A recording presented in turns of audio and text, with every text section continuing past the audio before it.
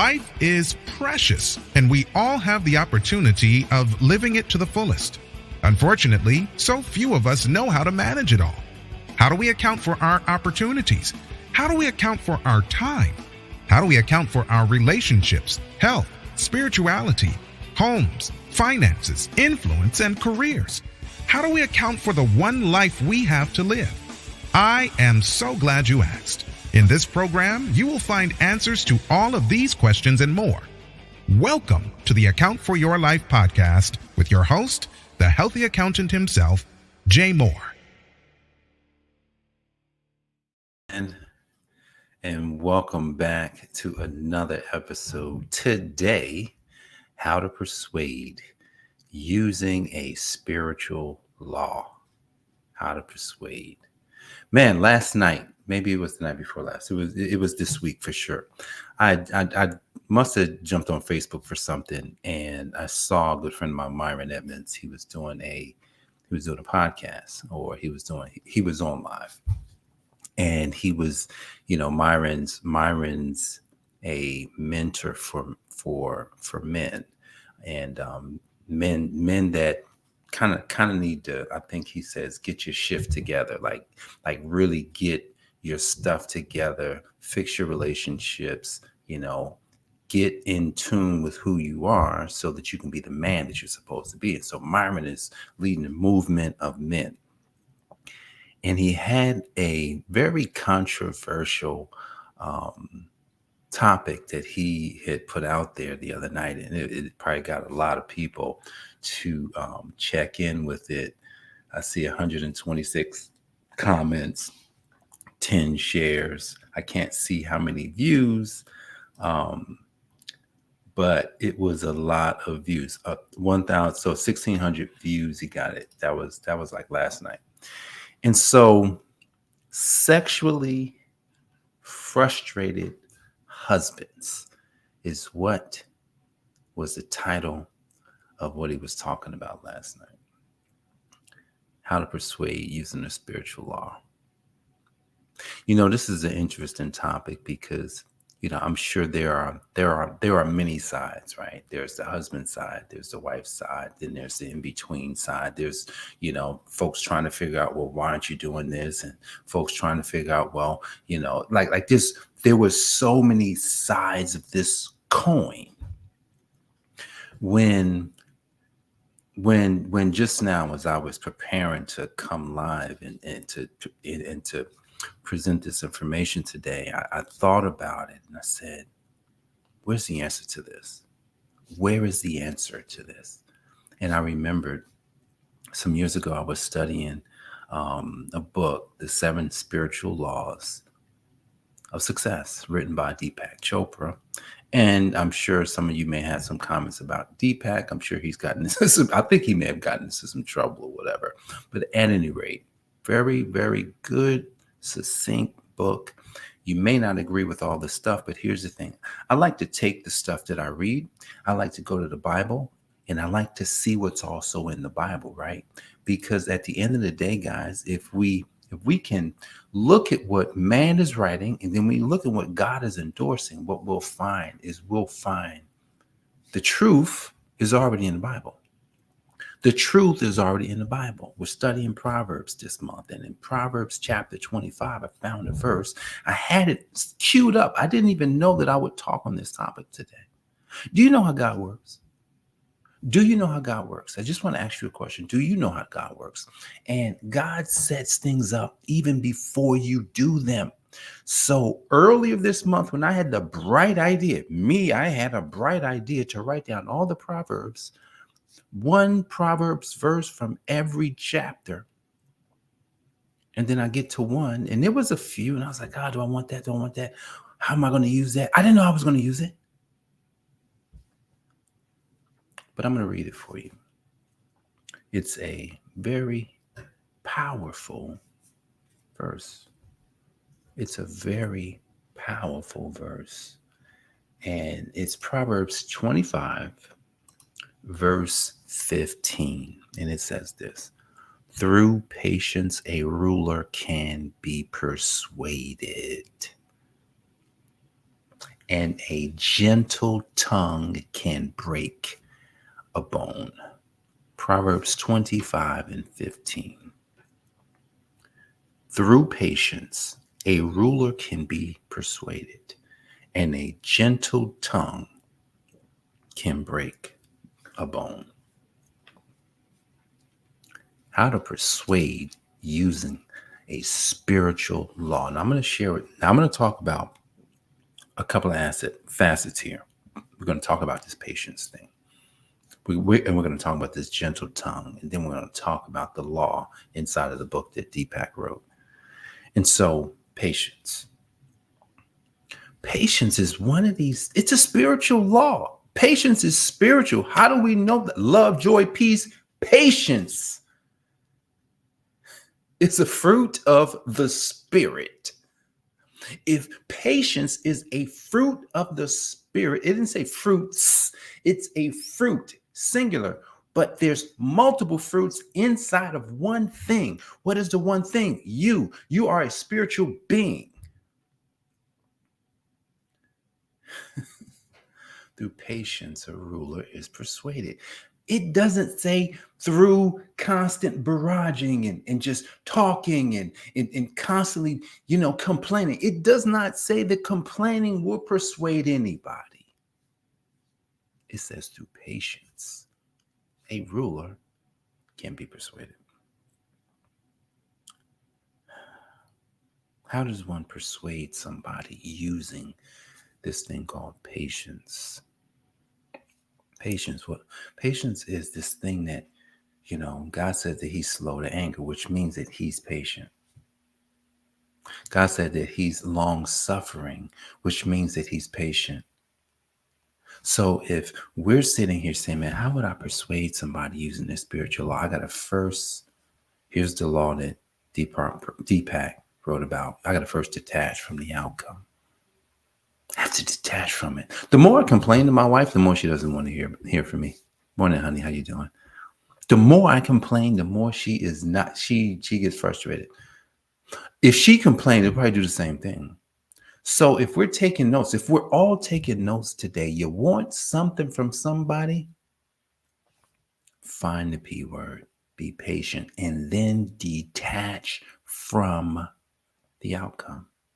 What does that mean? The law of detachment says that when you care so much about what is going to happen, what is going to come out of this thing, you cannot have it. And if you have it, it's not going to feel the same. It's not going to process the same. It's not going to come across the same. So we have to detach from it. So if I just take my man Myron Edmonds' post and he's talking about sexually frustrated men and all these things, we just got to detach from sex. What if as men, we detached from it? That doesn't mean we didn't want it. It means that, you know what? I'm not going to allow this. Remember, sex is flesh. Even though there's a spiritual act of being with your wife, that's a spiritual act. Here's the thing though. But if I'm allowing that to run my life, then I'm allowing the flesh to get the most of me. Now, I don't know what they actually came up with on the topic last night. I have no idea.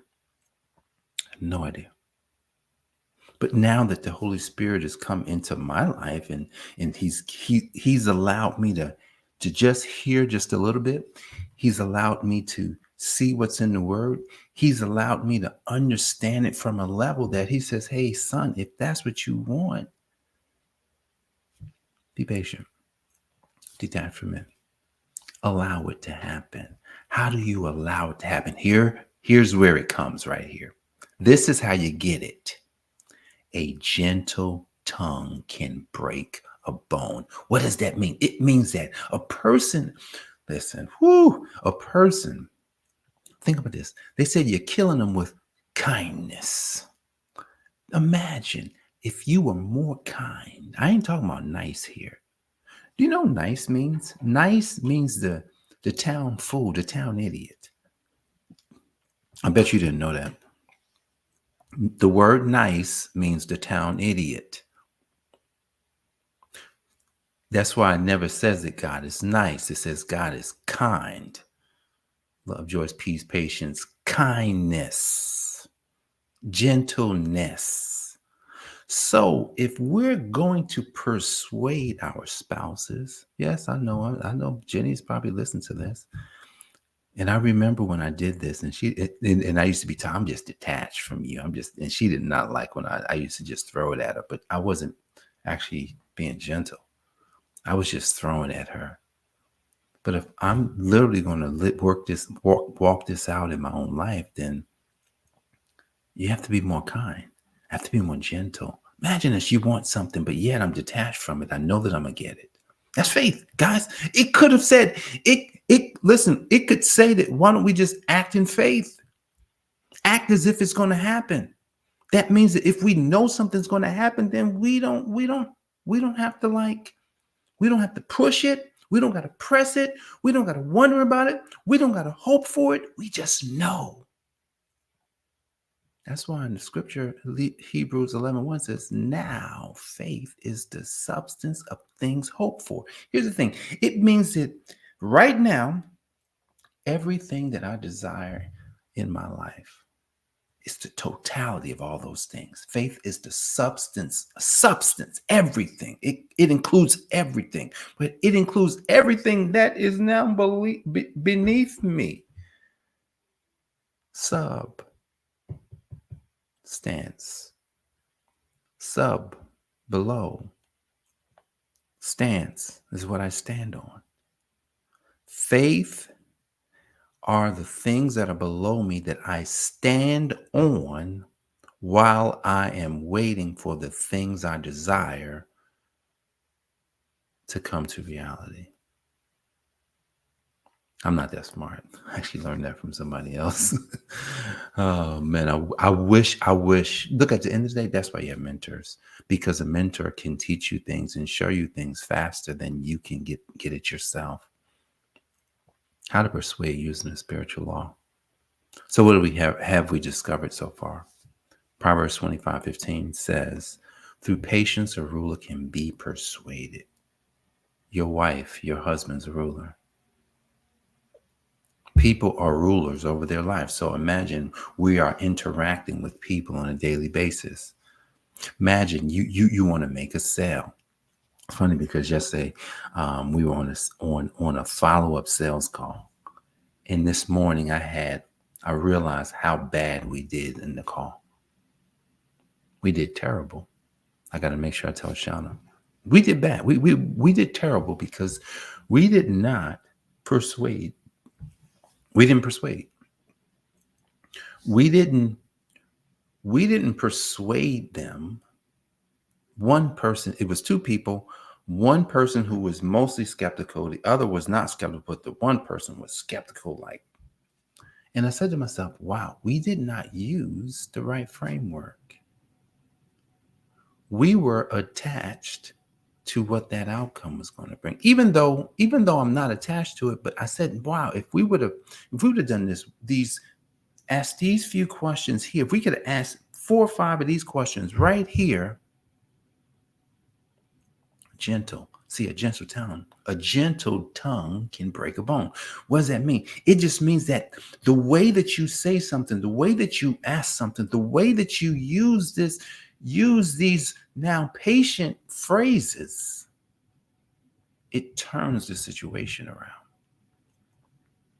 See, everything that we do is spiritual. Like back when I was studying Deepak Chopra and I was studying Wayne Dwyer, I remember I spent one afternoon, me and Jenny, I had just come into Wayne Dwyer. I was like, oh my goodness, this guy's so good. And we sat down, and I can't remember what he was speaking on, but it might have been almost a 2-hour seminar, just audio that we listened to and took notes over, because his whole teaching was spiritual. Bible, God, but he taught it. He's teaching it because we have to become in tune with our spiritual natures, because we're being led by our flesh.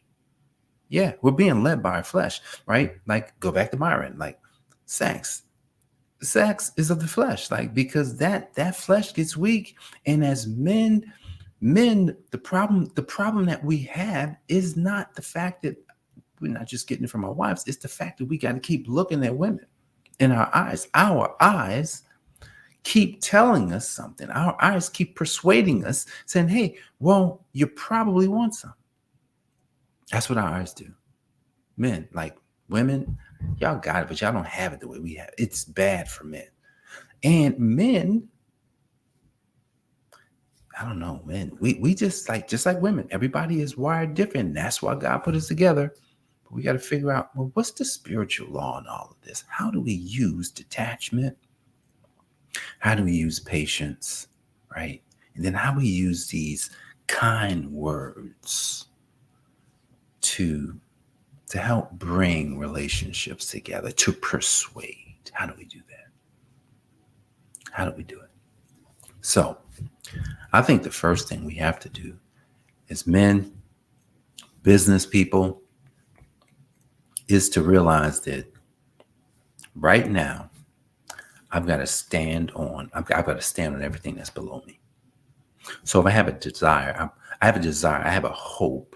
If I have a hope to be with my wife, right? If that's a struggle, if I have a hope to be successful in my business, if I have a hope to lose weight, if I have a hope to have more money, if I have a hope to build a ministry, if I have a hope for something big in my life, then that means that I've got to take the hope and say, now I see it.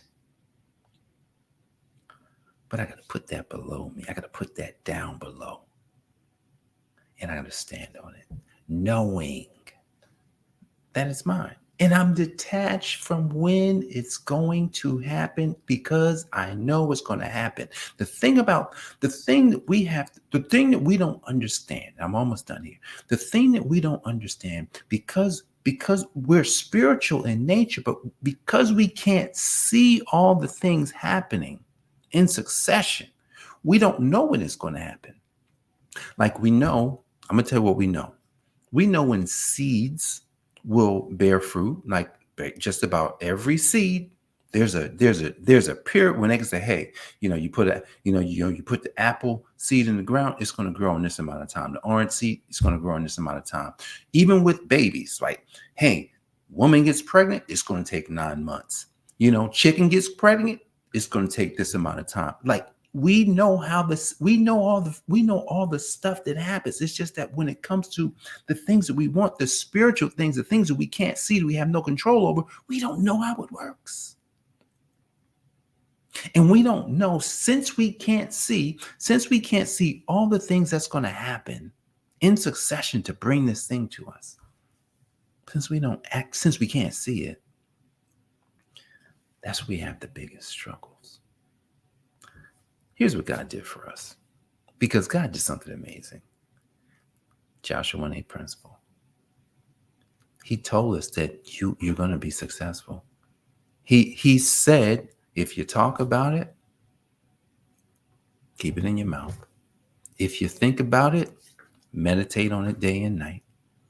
If you take action on it, do all that it says to do, you will make your way prosperous and have good success. It didn't say that you might. So think how we are now bringing together multiple scriptures here. We've got Hebrews 11:1. We got Proverbs 25:15. And we've got Joshua 1:8. And we just meshed it all together. So if you want to know how to do it, it comes back to the Joshua 1:8 principle. Talk about it. Think about it. Here's the reason why talk about it is important. I used to think first. You got to talk first. Why? Because if you say something dumb, you should hear it. Ooh, man, think about that. If you say something dumb, you should hear what you said. Because a lot of times, if we think something dumb, we won't know it. So we want to say it first, think it, meditate on it, take action on it. And what's going to happen is you're going to transform your life. Imagine you transform your life and you make your way prosperous and have good success. Imagine that. Do you think You could persuade yourself to do this today. Persuade yourself. See, a lot of times we're trying to persuade others. Today, the most important person to persuade is numero uno. That's the most important person to persuade. So, Proverbs 25:15. What does it say? Through patient ruler can be persuaded, and a gentle tongue can break a bone. Right? Hebrews 11:1.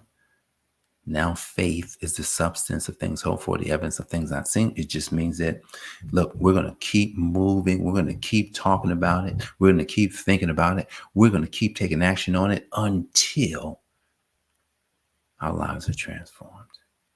And when our lives transform, we'll do it all over again, continuing in the word of God, making our way prosperous, making our way to the good success that we are. That's how you persuade, using spiritual law. I'm Jay Moore, the Healthy Accountant, helping you to account for your life. God bless. And I'll see you on the next episode. Peace.